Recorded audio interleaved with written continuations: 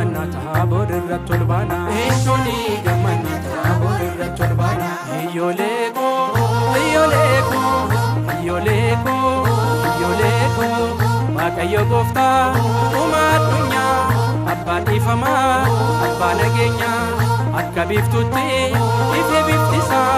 Michuun saddaatee calaqqisaa Iyyoleeni jenna Waaqayyoon faarsina Iyyoleeni jenna Waaqayyoon faarsina Eeshoni gammanna taabor irratti ol baana Eeshoni gammanna taabor irratti ol baana Iyyoleeko Iyyoleeko Iyyoleeko Iyyoleeko Yaaqoob Yohannis luba Phexros taabor irratti as Kiristoos kaleessa shakkaa kan turan hunduu achitti arganii gammadan hedduu Iyyoleeni jenna Waaqayyoon faarsina Iyyoleeni jenna Waaqayyoon faarsina Eeshoni gammanna taabor irratti ol baana Eeshoni gammanna taabor irratti ol baana Iyyoleeko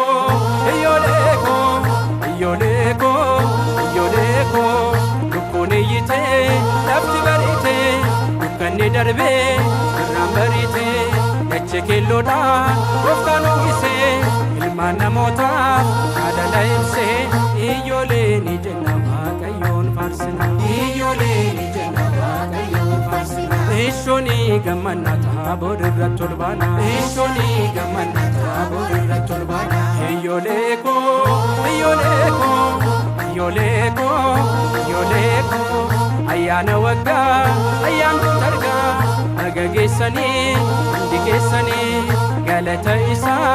hin dagatina sannu gargaaree gaafa rakkina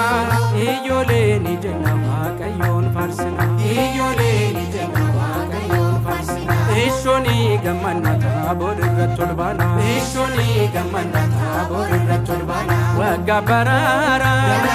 dabalee waggaa baraara dabalee kanarraan nu geessee